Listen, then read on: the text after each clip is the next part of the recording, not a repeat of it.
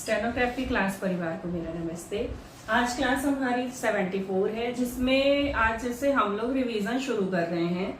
तो revision classes को आप लोग ध्यान से देखिएगा और स्किप मत करिएगा, क्योंकि रिवीजन चाहते हैं तो कंटिन्यू देखिएगा। कुछ ना कुछ अच्छा सीखने को, नया सीखने को मिलेगा। और इस वजह से मैं रिवीजन क्लासेस स्टार्ट कर रही हूँ, ताकि एग्जाम टाइम आएगा आप लोगों का तो इतना टाइम नहीं होता कि एक एक वीडियो को उठाकर पूरा डीपली देखा जाए। तो ये रिवीजन एक्सरसाइजेस, रिवीजन वीडियो जो हैं आपके, वो आप देख लेंगे, आपका पूरा कोर्स रिवाइज हो जाएगा। और ये रिवीजन क्लासेस अभी तक जितना आप लोगों ने पढ़ा है, इतने पूरे सिलेबस को 4 से 5 वीडियो में कवर करके दे दिया जाएगा, है ना। तो शुरू करते हैं रिवीजन को।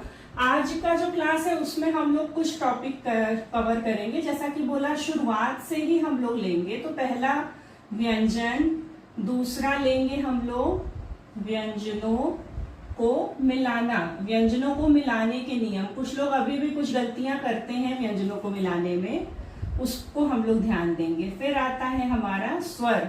स्वर में हल्के बिंदु और मोटे बिंदु, हल्के डैश और मोटे डैश, ये सारा कवर किया जाएगा। इसके बाद चौथा टॉपिक जो होगा वो होगा दो व्यंजनों के मध्य स्वरों का स्थान। ये भी गलतियां कुछ बच्चे लोग कर देते हैं, है ना। दो व्यंजनों के मध्य स्वर का स्थान। तो ये 4 टॉपिक्स हैं जिनको आज के वीडियो में कवर किया जाएगा, ठीक है। पहला टॉपिक जो था हमारा व्यंजन, वहां से शुरू करते हैं। तो व्यंजन आपको हम पूरा न बताकर सीधा इस तरह से समझाते हैं, जल्दी समझ भी आएगा और अच्छे से बनेगा। सबसे पहला आता है का वर्ग। का वर्ग में क्या था, बाएं से दाईं ओर एक रेखा आती है, का बनता है, काट देते हैं, खा बनता है, मोटा करते हैं, गा बनता है, और मोटी रेखा को काटते हैं तो घा बनता है। इसी तरह से फिर आता है आपका चा वर्ग। चा वर्ग ऊपर से नीचे की ओर ये रेखा बनाई जाती है। इसमें भी वही चा छा जा झा, यानी पहली रेखा हल्की, फिर काट के, फिर मोटी, फिर मोटे को काट कर बनती है। सेम 4 रेखाएं ऐसे ही टा में होती हैं, बिल्कुल सीधी लाइन ऊपर से नीचे, टा ठा डाठा बनेगा। फिर आता है आपका पा, ऊपर से नीचे पाफा बाभा बनता है, ठीक है। इसके बाद आ जाता है आपका ता वर्ग। ता वर्ग में बायां और दायां दो तरह से ता होता है, काट देते हैं था बनता है, मोटा बनाते हैं ता बनता है, और मोटे को काटेंगे धा बन जाएगा। इसके बाद आता है व्यंजन या, जो लाइन के ऊपर से थोड़ा सा घड़ी की दिशा में हुक बनाते हुए ऊपर जाता है। रा व्यंजन 2 तरह से बनता है, नीचे से ऊपर सीधी रेखा, ऊपर से नीचे वक्र रेखा। फिर आता है व्यंजन ला, जो कि नीचे से ऊपर और ऊपर से नीचे दोनों तरह से बनाया जाता है। फिर आ जाता है व्यंजन वा। वा व्यंजन भी थोड़ा सा हुक बना के घड़ी की विपरीत दिशा में चलता है, ठीक है। फिर अगला व्यंजन आता है सा, जो कि 2 तरह से बनता है। ये है आपका दायां सा और ये है बायां सा, दोनों ही ऊपर से नीचे की तरफ को बनते हैं। हा व्यंजन घड़ी की दिशा में सर्कल बनाते हुए ऊपर की ओर, घड़ी की दिशा में सर्कल बनाते हुए नीचे की ओर। फिर आता है व्यंजन मा, जो इस तरह से बनता है। फिर आता है व्यंजन ना, जो कि इस तरह से एक वक्र व्यंजन बनता है। फिर इन दोनों को एक दूसरे की तरह से भी बना सकते हैं। जैसे ना व्यंजन को काटेंगे तब भी मा व्यंजन बनेगा, माँ व्यंजन को काट देंगे तब भी ना व्यंजन बन जाता है, ठीक है। इसके बाद आता है व्यंजन डा, जो कि रा को काट कर बनता है। फिर व्यंजन आता है ढा, जो हा व्यंजन को काट कर बनता है। और इसके बाद आता है व्यंजन अंगा, जो कि ना व्यंजन को मोटा करके बनता है, ठीक है।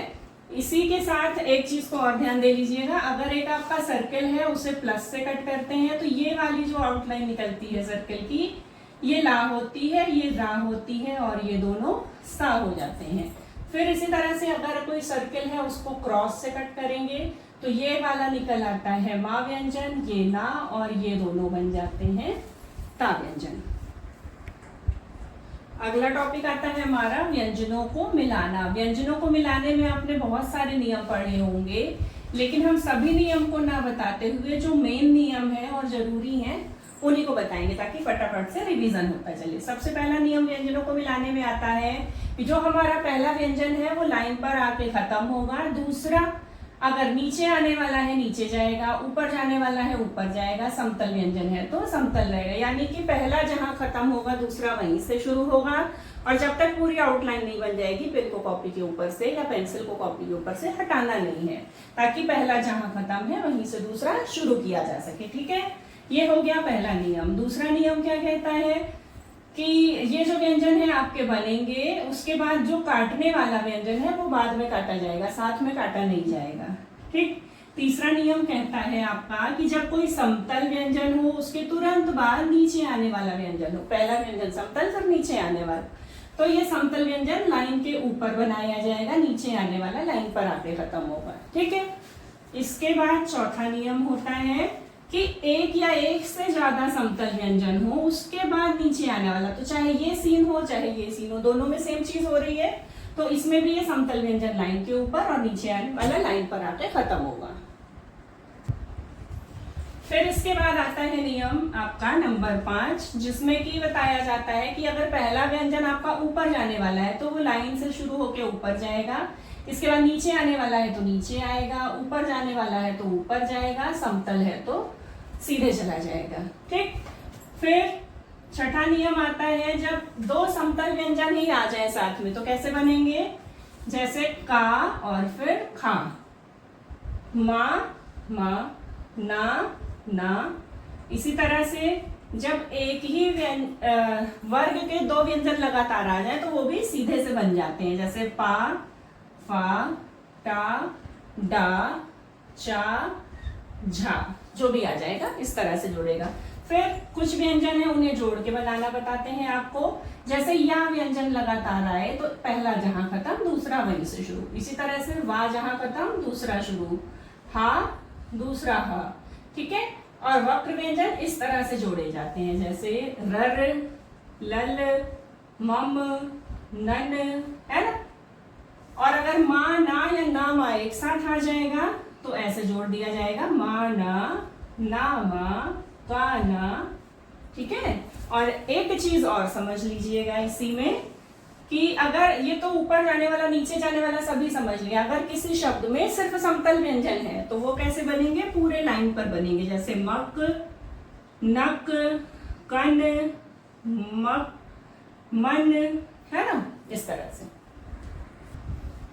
अगला टॉपिक हमारा है स्वर। अब स्वर पार्ट आप लोग जानते हैं बड़ा है और अच्छा भी है, जो कि जरूरी है कि कैसे क्या लगता है, कहाँ लगता है, तो उसको हम लोग कई उसमें पढ़ेंगे। सबसे पहले क्या पढ़ते हैं इसमें कि कौन कौन से चिन्ह बनते हैं स्वर बनाने के लिए, कौन सा चिन्ह बनेगा। तो पहला चिन्ह हमारा बनता है बिंदु, है ना, जो कि ऐसे बनती है, और दूसरा बनता है हमारा डैश, इस तरह से। ठीक है।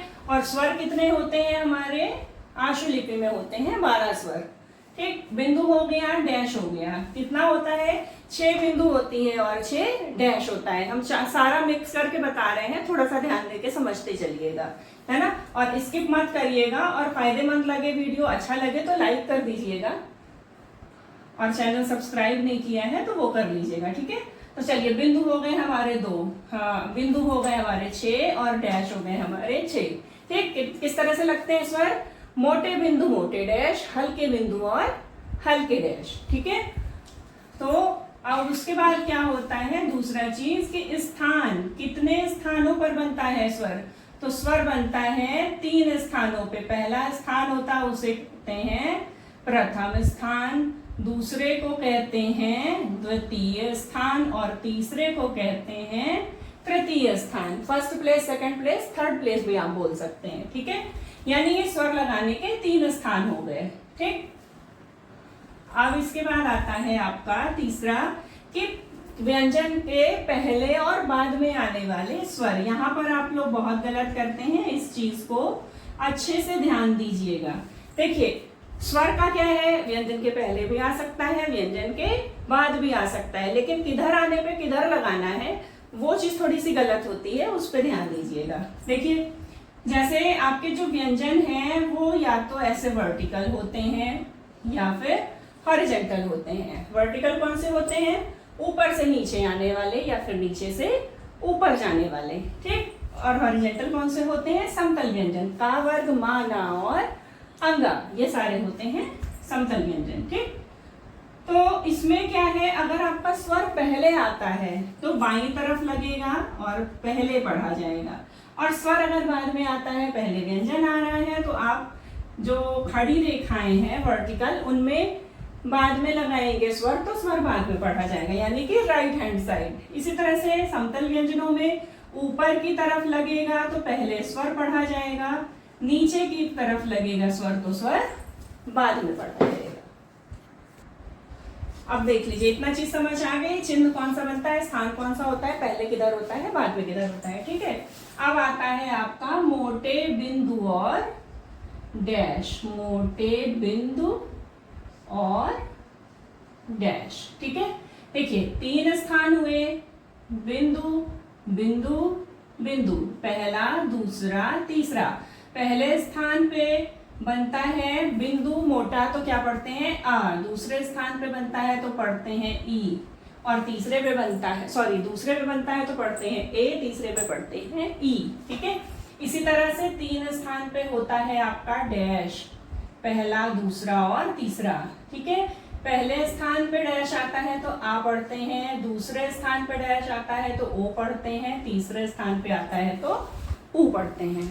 ठीक, इसके बाद इसी तरह से होता है हल्के बिंदु और डैश, हल्के बिंदु और डैश। ठीक है, पहला दूसरा तीसरा, बिंदु बिंदु बिंदु। ठीक है, तो इसे क्या पढ़ते हैं, ए ओ छोटा ई।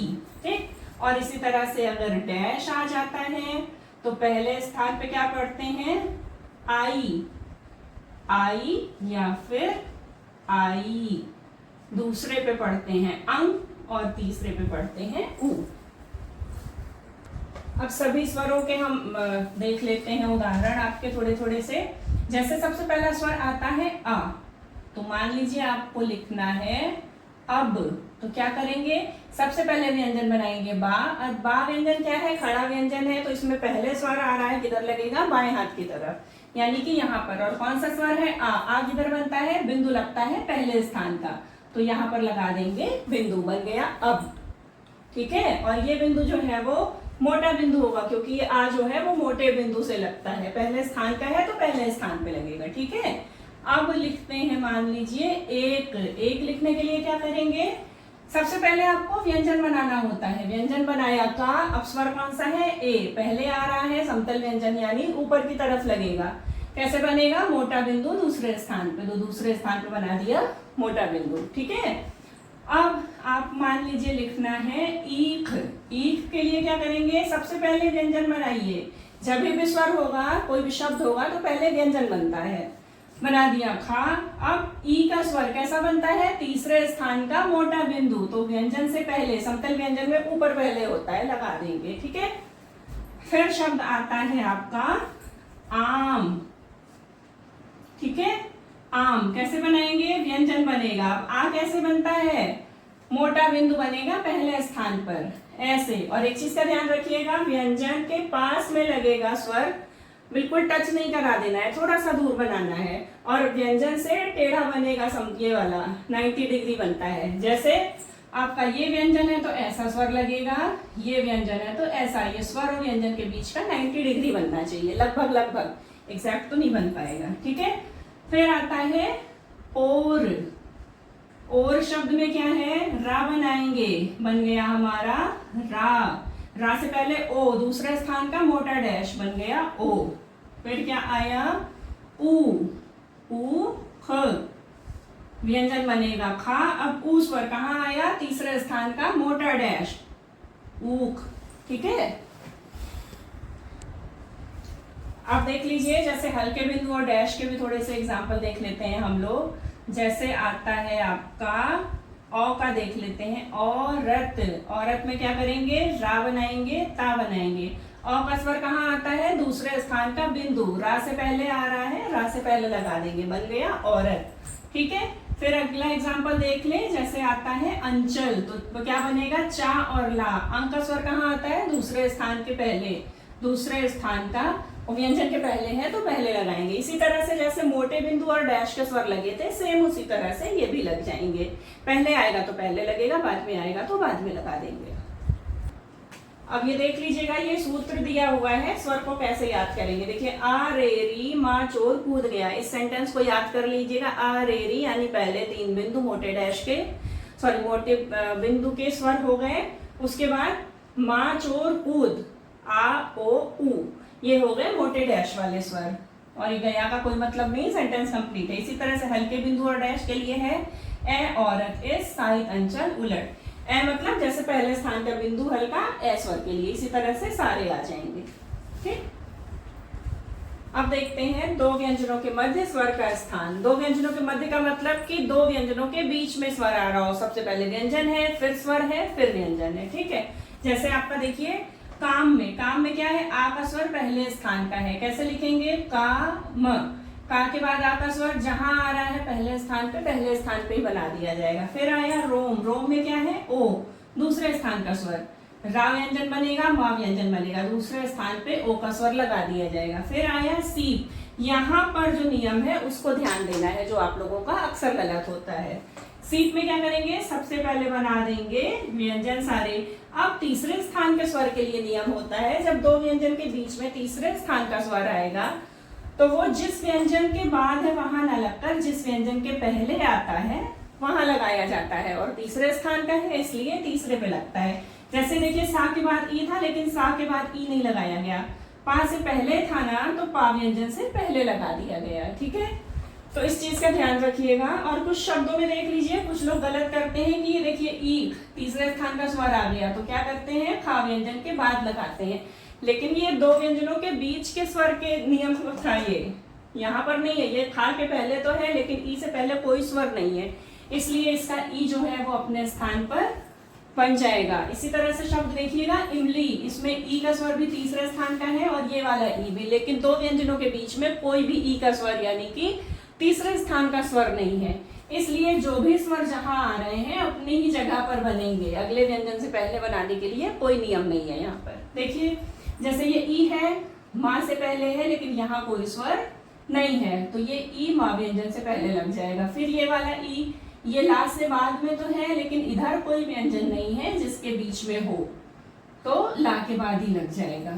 ठीक है, फिर आता है रूप में क्या है, ऊ का स्वर है जो रा और पा के बीच में आ रहा है, तो ये बिल्कुल पा व्यंजन के पहले लगेगा क्योंकि ये दो व्यंजनों के बीच तीसरे स्थान का स्वर है। ठीक है, यहाँ पर आज का रिवीजन क्लास खत्म होता है। अगले रिवीजन क्लास में फिर मिलेंगे, तब तक के लिए नमस्ते।